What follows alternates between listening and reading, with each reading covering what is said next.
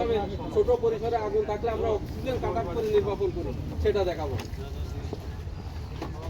আসলে মূল উদ্দেশ্য হলো এই জায়গাতে অক্সিজেনটা কাট অফ করা।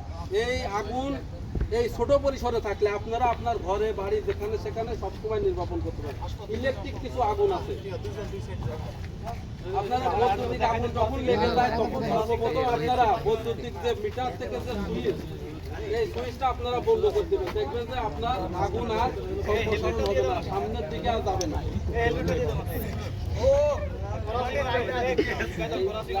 ভবিষ্যৎ হয়ে যাবে।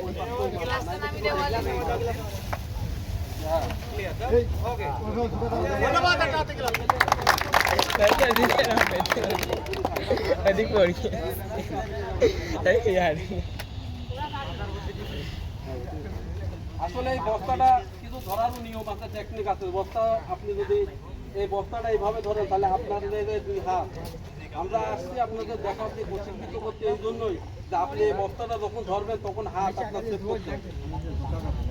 আর আপনি যখন মারবেন এই বস্তাটা প্লাস্টিকও মারবেন তখন যদি আপনি ঝুঁকে পড়েন তাহলে এই যে আগুনটা থাকে এই আগুনটা আপনার চোখে মুখে লেগে আপনার অনেক সময় দাঁড়িয়েও থাকতে পারে, দাঁড়িতে লেগে ধরে যেতে পারে মুখে। তাই আপনাকে 2 থেকে 3 ফিট দূরে থাকে আপনাকে মারতে হবে, আগুন যাতে আপনার দিকে না আসে। এইভাবে আপনার দিকে মারতে হবে।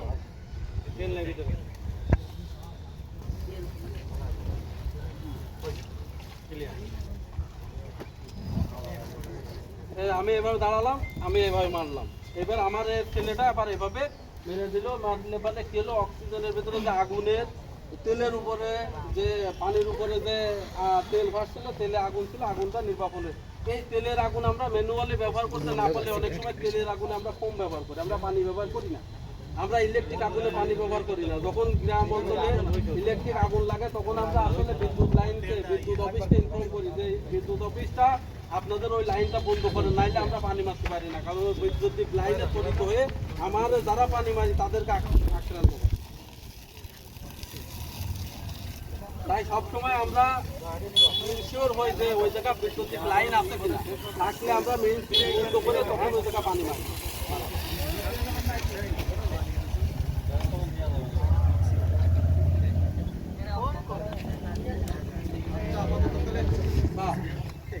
যদি এই ছোটোখাটো বিষয়ে কোনো প্রশ্ন থাকে স্যার, আমি চেষ্টা করবো আপনাদের প্রশ্নটার উত্তর দেয়, আপনারা করতে পারেন।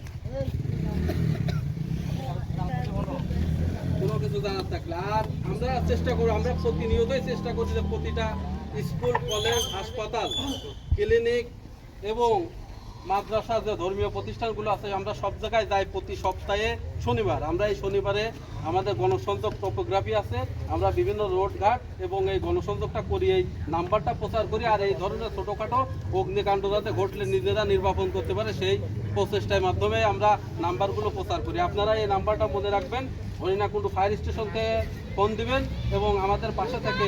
আর আজকে যে দুর্যোগের 13ই অক্টোবর 2025 প্রশমন দিবসে সমন্বিত উদ্যোগ প্রতিরোধ করি দুর্যোগে, সবাইকে এর সাধুবাদ জানিয়ে আমি আমার পক্ষ থেকে, আমার ফায়ার সার্ভিসের পক্ষ থেকে সবাইকে ধন্যবাদ জানিয়ে শেষ করছি। আল্লাহ হাফেজ।